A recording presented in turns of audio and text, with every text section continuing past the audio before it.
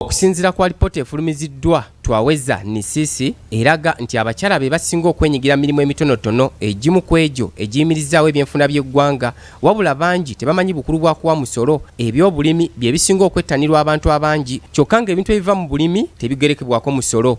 Kiba kitulaga nti bwe mba simanyi emisolo kyeki nange mba sijja kufuna maanyi gagisasula. Abasinga basinga kumanya omusolo gwe bayita value added tax. Marina Nyanzi akulira entambuza y'emirimu mu Twaweza ategeezezza mu alipoota gy'asomye nti abantu abasinga bamanyi musolo guggyibwa ku buli kintu ekigulibwa oba guyite VAT nti gwe musolo gwokka gwe balina okusasula wabula tebamanyi nti waliwo omusolo ogusasulibwa mu mpeke era balowooza nti okubatikako omusolo kika kino kubeera kubanyigiriza. Eyo budget paper ebeere nga nayo erimu ka section akalaga nti gino gy'emisolo gye twakuŋŋaanya ate twagisaasanya bwe tuki. Ekyo kiba kiyamba Abannayuganda nabo beyongere okusasula emisolo kwa bamanyi sente ze basasula zikozesezebwa oba zisaasanibwa bwe ziti.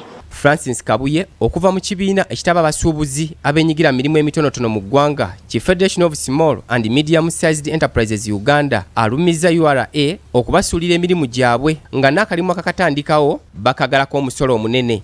Emisolo egyo egimu gibadde mugugu munene ku businesses ezo okusigala nga ziyimiridde era gwa excise duty omusolo ogwa VAT n'emirala gikosezza nnyo businesses zaffe. Fred Muhumuza omusomesa w'ebyenfuna ku ssettendekero wa Makerere agamba nti obunafu buli mu gavumenti okubanga tekola ku bintu ebivaamu omusolo ne bamaliriza nga banyigiriza bannansi. Oluusi kirabika bubi nti URA eremereddwa kunganya emisolo ate nga businesses ezibadde n'obuzibu. Ate oluusi ne URA eyinza okuteekamu amaanyi amangi agayitiridde agasukkulumyeko ng'enoonya okutukkiriza ebyo bye bagisuubiza oba bye bagisuubiramu ate neekosa business. Kati kitulina okitunulira bulungi tulabe nti business bwe ziba tezikoze bulungi ne URA nayo ejja okufuna obuzibu ate tuleme okunenya URA ng'ekitongole. Akulira ebyokubangula mu kitongole kiwoza ky'omusolo ki Uganda Revenue Authority Michael Masembe mu kwogera kwe ategeezezza nti nabo nga URA baweebwa obuvunaanyizibwa n'omutemwa gwe balina okusolooza era nga baba balina okutuukiriza ebibasuubirwamu. Tugenda kunnyikiza okusomesa abantu basobole obeera nga bategeera kiki kyalina okusasulwa ddi lwalina okusasula ddi oba ngeri ki mwalina okuyita okubeera nga afuna obuweereza bwonna okuva eri Uganda Revenue Authority. Abantu abamu basasuzibwa n'ebintu ebitaliiyo. Ekisooka ensimbi ezisasulwa eri Uganda Revenue Authority guba musolo gwokka. Ekyokubiri bw'obanga asasula osasulira mu bbanka. So obutamanyi obwo bwonna obubeerawo bwe buleeta enkola ey'obulyake n'obutali bulambulukufu mu processes zaffe. Ku nsonga y'okukamula emirimu gy'abannansi n'okugisuula, Michael Masembe agamba nti ekyo kiva ku bantu abatandikawo emirimu ne batakuuma bibalo byabwe n'okulemerera okugoberera amateeka aga URA.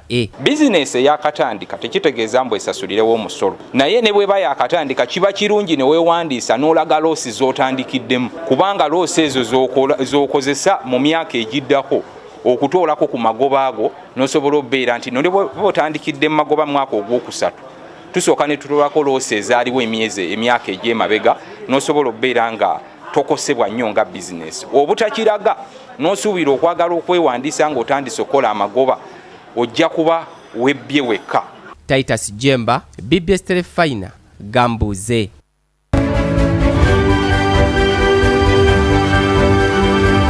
Mawulire g'ebyobusuubuzi gakutuusibwako. Weeterekera akasente okutandika ne siringi 5 zokka.